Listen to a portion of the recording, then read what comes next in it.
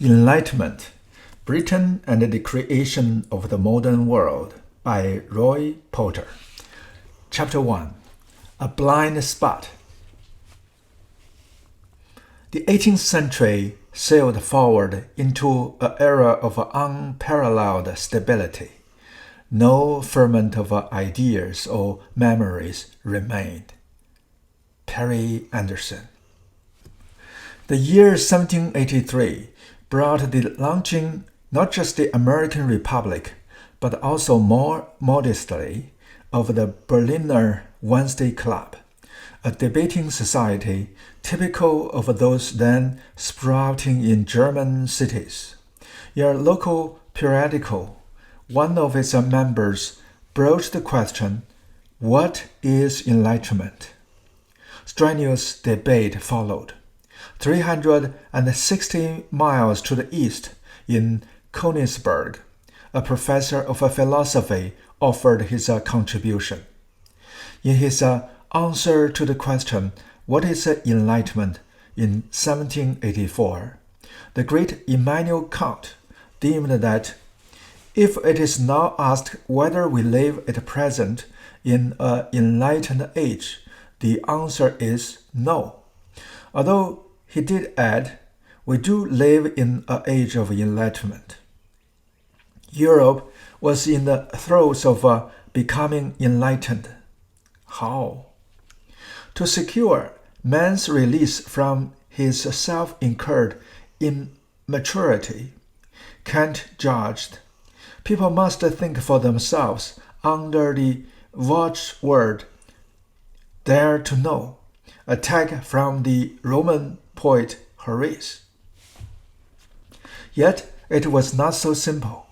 The thinker must indeed dare to know. Nevertheless, in his capacity as a clergyman or civil servant, his primary duty lies in serving his church and obeying his prince. In Kant's case, Frederick the Great, King of Prussia, an enlightened monarch, no doubt, and a fan of Voltaire, but a man Machiavellian, militaristic, and autocratic. Subjects, Kant concluded, were duty-bound to swallow dissent and uphold the royal will so as to prelude disorder. Kant's denial that his age was enlightened is often endorsed by historians. Yet, taken for historical fact, it is utterly misleading. It may well apply to his own university city, the modern Kaliningrad, on Russia's Baltic coast, east of Poland, where he had been born in 1724 and would die 80 years later. In his entire life, the philosopher, while boldly voyaging in the mind, never ventured his gouty toes outside East Prussia. His daily constitutional was almost as far as he ever went, and such a regular was he that the locals were said to set their watches by the professorial tread. Not all that many Königsbergers, one suspects, had spare odd hung over their beds. And Kant's denial arguably applies more broadly to Prussia at large, a feudal kingdom mined by hereditary serfs whose forced labor sustained a haughty landed nobility, a cadre of tame officials, and a fearsome military machine. Despite Frederick's own advanced postures and policies, Prussia qualifies for the epithet enlightened only in a somewhat Pickwickian sense. A government supported by an army of 180,000 men, tersely commented the English traveler John Moore, may safely disregard the criticisms of a few speculative politicians and the pen of the satirist. A faithful state functionary, Professor Kant's ideal freedom was as timid as the man himself. Elsewhere in Europe, the question of enlightenment had been raised and many were sure resolved decades before Berlin's Wednesday talking shop was even dreamed up. However, sublime a philosopher as a culture vulture, Kant was fated to be a man on the margins, heartily au fait with political realities to the West, where phrases like this enlightened age had long been 10 a penny. In England, Ambrose Phillips' magazine of the Freethinker had adopted Horace's spare ode, that is, Dare to Know, as its masthead as early as 1718. Launching an assault on superstition, and in a nation in which formal censorship had seized back in 1695, such an assertion of free thinking raised few eyebrows. The Meta Vulture Self, that is Wednesday Club, by contrast, positively gave its imprimatur to press censorship. Already by Philip's time, Englishmen prided themselves upon living in the light. A full 3/4 of a century before Kant. Anthony Ashley Cooper, the third Earl of Shaftesbury, had addressed a comrade in the Netherlands in far more spirited terms.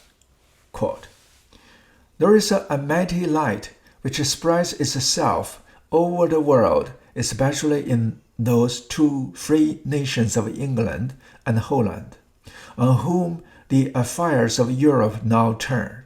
And if heaven sends us soon a peace suitable to the great successors we have had, it is impossible but letters and knowledge must advance in greater proportions than ever.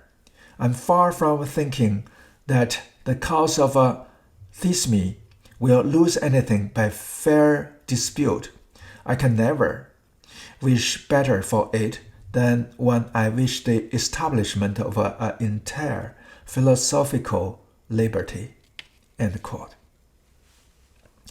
As this book will stress, the Whigs' peers' elation at enjoying entire philosophical liberty in a free and progressive country was shared by many of his contemporaries.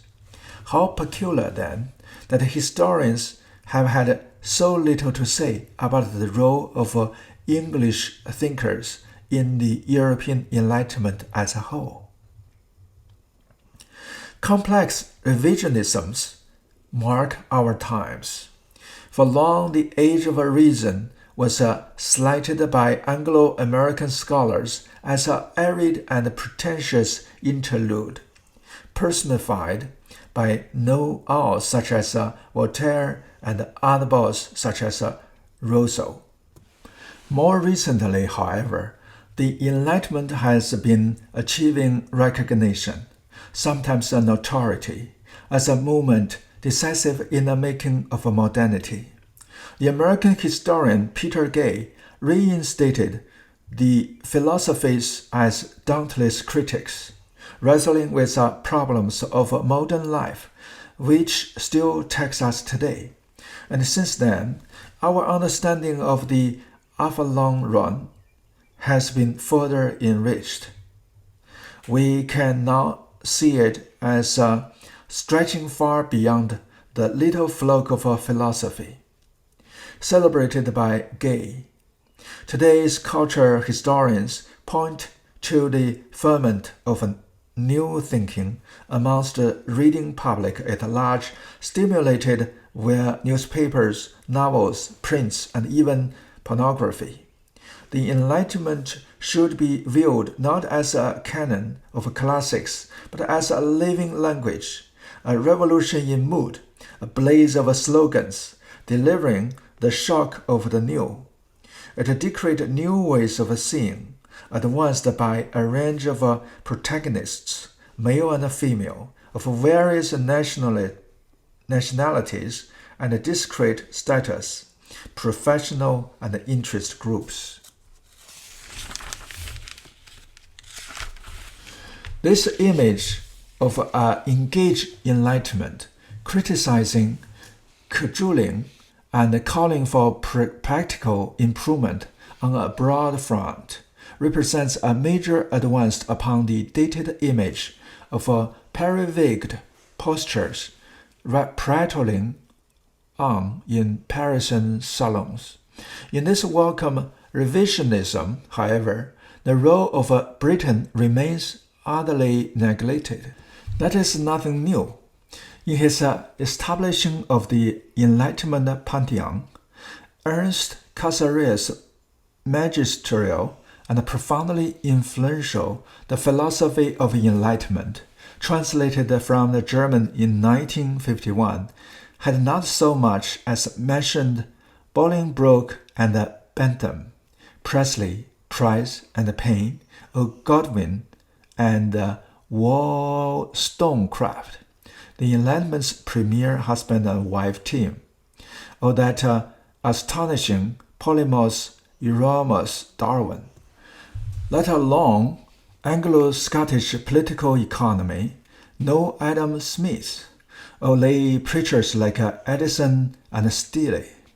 From his philosophical eyrie, Cassari patronized those few English thinkers he did deign to discuss.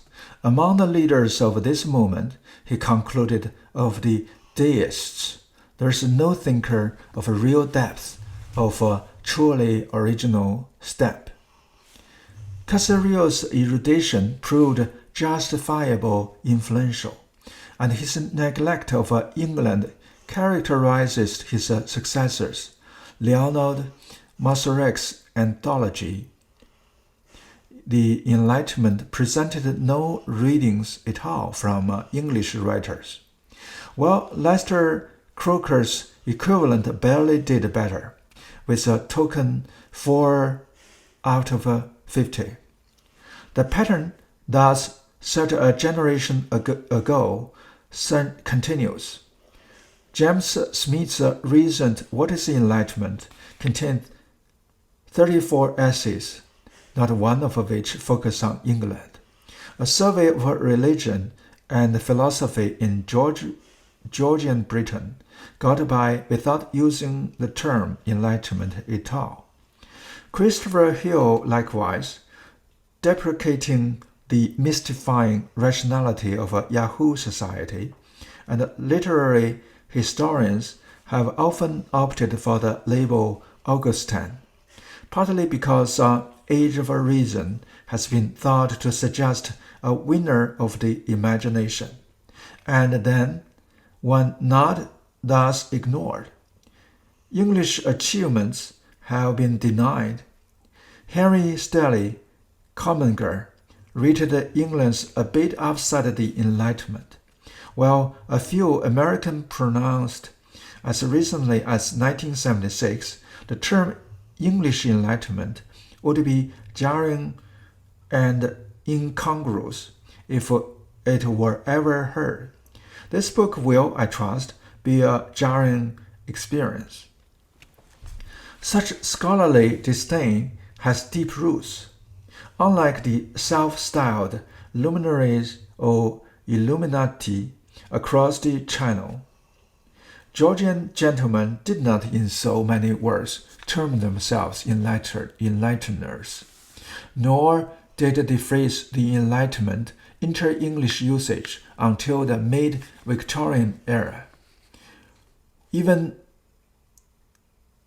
then being used to curl a lip at Voltaire and the other facile scoffers. of that age of reason, which the Romantics and the Victorians so abhorred. The term continues to carry pejorative airs. In the 1973 edition of the Shorter Oxford English Dictionary glosses it as denoting shallow and pretentious intellectualism, unreasonable contempt for authority and tradition, etc., applied especially to the spirit and aims of the French philosophers of the 18th century. A definition proud to perpetuate not just English Philistinism, but Oxonian deference to authority and tradition. It does not come as a surprise, therefore, that no book exists called the English Enlightenment or the British Enlightenment. The nearest is John Redwood's Reason, Ridicule, and Religion, which is at least subtitled The Age of Enlightenment in England, 1660 to 1750, written by a Fellow of All Souls, Oxford, who hardly by chance went on to become a far-right Conservative Party politician and outspoken Eurosceptic. It advances a decidedly wrong case. Incapable of mounting a truly rational critique of the throne and altar, rationalist enemies of the establishment had instead rather caddishly stooped to raillery and ridicule. Subsequent neo-conservative historians like J.C.D. Clarke, who also did time at All Souls, have in effect denied by silence the Anglo-Enlightenment, holding that Hanoverian England remained a confessional state, with the church and the king beliefs supreme. For all its scholarship and intelligence, Clarke's reading is highly idiosyncratic, eyes glued on the political superstructure. He overlooks the zest for change bubbling up in society at large. Yet his stress on the durability of a hidebound high church and Tory convictions is valuable in its own way, since it highlights the intensity of ideological conflict, and so remains us that enlightened attitudes formed not some bland background music to events, but a partisan voice expressive of sectional interests and divided elites. There are, of course, distinguished exceptions to this academic blind spot.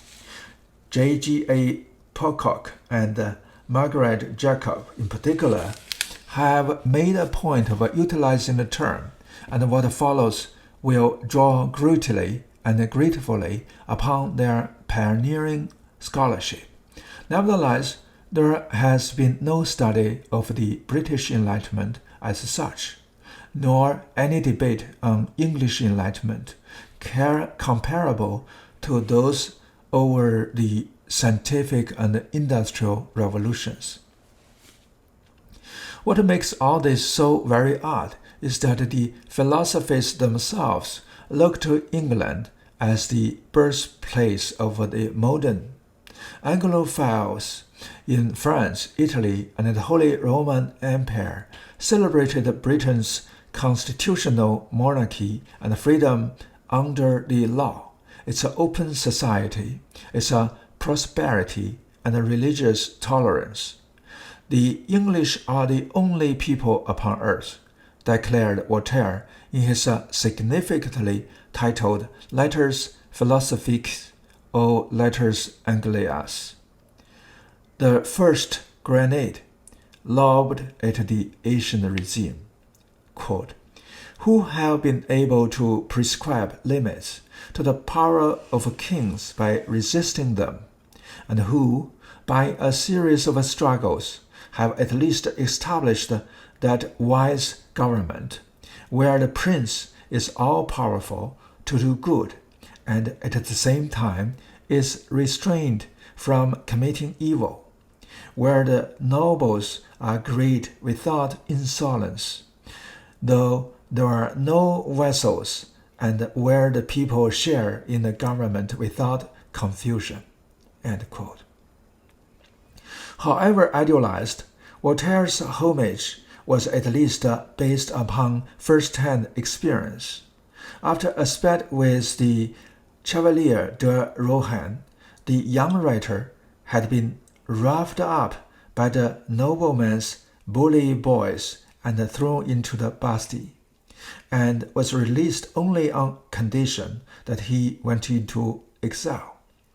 Resident in England for 3 years from 1726, he enjoyed the companionship of poets and politicians and plunged into the works of English scientists, philosophers, and religious freethinkers.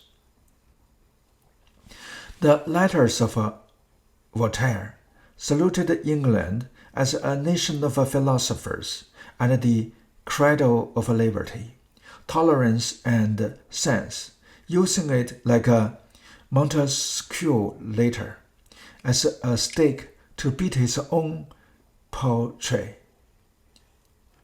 I guess that's a French word. Francis Bacon was the prophet of modern science. Isaac Newton had revealed the laws of the universe, and John Locke had demolished Descartes and rebuilt philosophy on the bedrock of experience. Together, their teachings beat a path between dogmatism and skepticism, opening up new views of nature, morals, and society. A philosophy of a younger generation, Denis Diderot felt no less ardent. Reflecting on the two countries in Europe in which philosophy is cultivated, he drew a telling distinction. In England, philosophers are honored, respected, they rise to public offices, they are buried with the kings. In France, warrants are issued against them, they are persecuted, pelted with pastoral letters. Do we see that England is any the worse for it? France's oath to England, the Journal Encyclopedia, was to acknowledge, quote, "the great revolution which has taken place in everything which can contribute to render peoples more happy and states more flourishing." End quote. Progressives in Paris formed an informal English fan club, while a popular comedy of the 1760s guyed the Anglo-maniac who had Hogarth and Handel on his lips, drank only tea, read nothing but Shakespeare and Pope, and declared, "The teachers of mankind have been born in London, and it is from them we must take lessons." There was even a touch of truth in that caricature. As Edward Gibbon, hardly a vulgar chauvinist, found one visiting Paris just after the inglorious Bourbon defeat in the 7 Years' War. Our opinions, our fashions, even our games were adopted in France. A ray of national glory illuminated each individual, and every Englishman was supposed to be born a patriot and a philosopher. Continental lapped up English ideas. Take another Anglophile, the Piedmontese nobleman Albert Radicati di Passarino. He absorbed the more violent and polemical elements from English deism. The great Italian historian Franco Vantieri once observed, quote, "He dreamed of a world without property or authority, and at the same time showed enthusiasm for the mixed government of the British Isles, which he experienced during his difficult and troubled exile. He combined the most diverse elements from the Commonwealthyman in a curious and original way. Every aspect of this example, both the ideological and the political, reveals particularly well the penetration on the continent of the ideas formed in England at the turn of the century." End quote. Continental savants were galvanized by English innovations in politics and ethics, epistemology, aesthetics, and even belles letters, so much so that Diderot was led to exclaim that without the English, reason and philosophy would still be in the most despicable infancy in France. Religious critics infiltrated France through the works of Toland, Tyndale, Collins, Wollaston, and those deistical aristocrats, Shaftesbury and Bolingbroke, spreading even farther afield, where Leibniz and the Electress Sophia to the German states and into Italy through Giannone. English moral benevolism also rippled to the continent.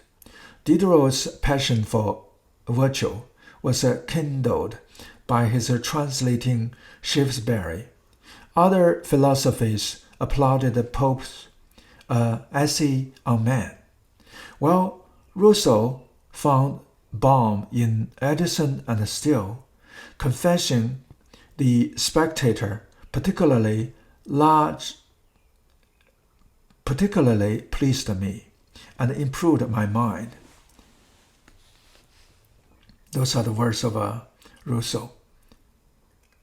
Later on, British utilitarianism spurred legal reformers, a Spinard declaring the Grand Betham to have been the most universal genius which the world ever produced.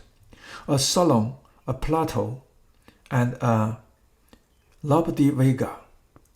Nor was exporting less brisk in the natural sciences, like a Newtonian gravitation, finally winning the French off their beloved Cartesian vortices. And also in the practical arts, France owes to England the great revolution which had taken place in their literature, gushed the Journal Encyclopedic in 1758. Quote, "How many excellent works have appeared in recent years upon the useful arts, upon agriculture, upon commerce, finance, manufactures, navigation, and the colonies, in short, upon everything which can contribute to render people more happy and states more flourishing." End quote. The peerless encyclopedia itself, launched in 1751 by Diderot and D'Alembert, and completed in 28 volumes, originated in a scheme to translate Ephraim Chambers' Cyclopedia, which had appeared back in 1728. Even British fiction became fashionable. Robinson Crusoe took Germany by storm. By 1760, over 40 sequels had appeared. So did the Words of Ossian, the Scottish Homer, at a later date, while sentimental drama and novels revised continental hearts. Oh, Richardson, man unique in my eyes, son Diderot, of the author of Pamela. Quote, thou shalt be my reading at all times. End quote. In short, so a French critic confessed in 1768, once English letters had been tasted, quote, a revolution quickly took place in our own. The Frenchman no longer welcomed or valued anything that had not something of an English flavor about it. End quote. Contemporary comment that suggests it was an English sun which light up many of the continental children of light. However, in that case, do we explain modern verdicts like R. Palmer's? At a banal level, that of historical tastes, the paradox is easily accounted for. The Englishman is ordinarily thought of as a French affair. By custom, the movement is assumed to be Francophone, albeit perhaps finding its metaphysical apotheosis among German philosophers. There were many philosophers, rude gay, but there was only one Enlightenment, and that was France-centered, headed by the Voltairean party of humanity, which championed the modern trinity of atheism, republicanism, and materialism. Leonard Massac dubbed the Enlightenment primarily a French phenomenon. It was preeminently and focally French, agreed Lester Crooker. While Robert Darnton had recently restated that it was in Paris in the early 18th century that Enlightenment took off. Such readings owe much to the assumption current ever since Edmund Burke and the Albert Barrow that the Enlightenment's climax or nadir lay in what Palmer styled democratic revolution, enshrined first in the American and then in the French revolutions. The fact that there was no English revolt to match, indeed that John Bull proved the bulwark of a counter-revolution, seems to lend support to the idea that there can have been no English Enlightenment worthy of the name. Indeed, small surprise that historians should belittle British development if the Enlightenment's defining features are taken to be the atheism, republicanism, and materialism supposedly fired by the philosophies, big guns, and sparking the French Revolution, hailed thus as the authorized prophets of the modern. Must not the avant-garde have been radical to the very marrow? Gay freely bestows banquets like revolutionaries, skeptics, Democrats, and atheists, and if the Enlightenment is primarily to be read following him as the rise of modern paganism, it must make sense to put into the foreground Voltaire's increases in fame, along with de Holbach, atheist, materialism. Hence, finding in England few pagans or insurrectionists pointing to throttle the last king with the guts of the last priest, how easy it is to conclude that the English Enlightenment must be a misnomer or oxymoron. Yet in sober truth, few French philosophies, and virtually none of their German, Italian, or Dutch confreres were devoted Democrats, materialists, or atheists. The shrill rhetoric of some philosophies and the loathing many truly felt for cardinals and even kings should not be mistaken for practical plans to turn society itself upside down. Dazzling sloganizing made the French Enlightenment central to later radical methodologies and reactionary demonologies alike, but the links between the High Enlightenment and the revolutionary activity were anything but clear-cut. Many philosophies, as revolutionaries themselves complained, had feathered nests for themselves under the Asian regime. The bird, after all, hoped for more sinecures than Dr. Johnson.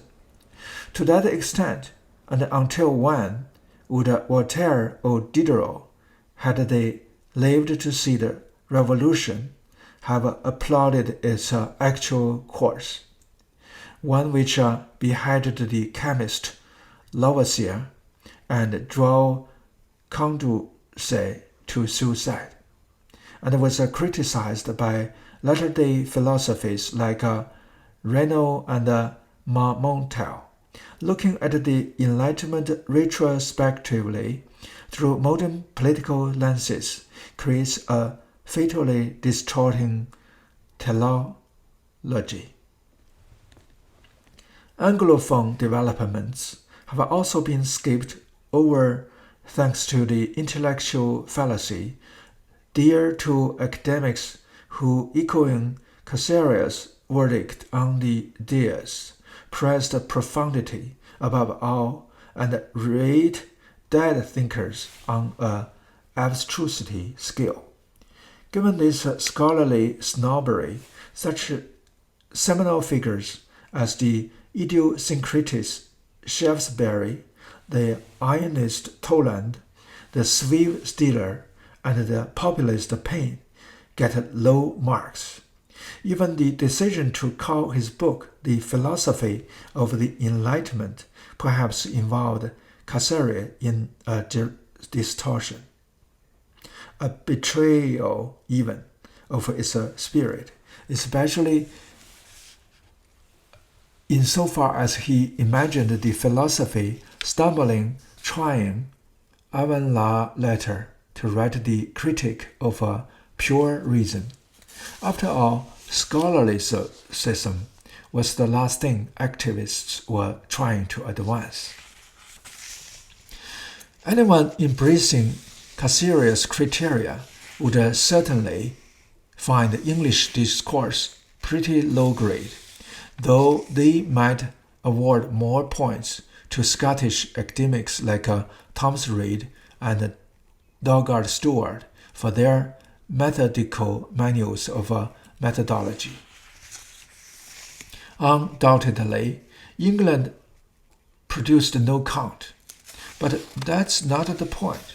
There's no earthly reason why systematic metaphysics should be taken as the acumen of enlightenment. Thinkers like Locke abhorred the spirited system and swept aside the old scholastic cobwebs.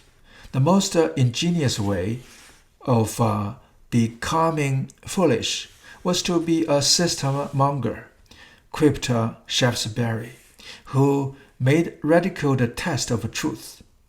England's modernizers had no stomach for indigestible scholastic husks.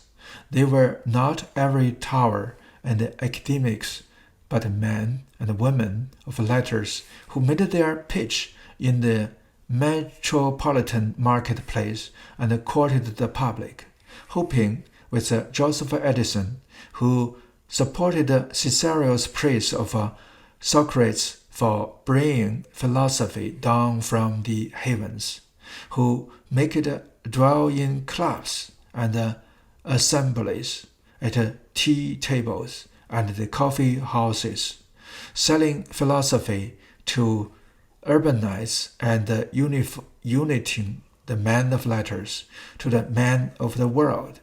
English thinkers made it their business to be palatable, practical, and pleasing. Okay, let me stop here for chapter 1, and the rest will be read next time as the second part.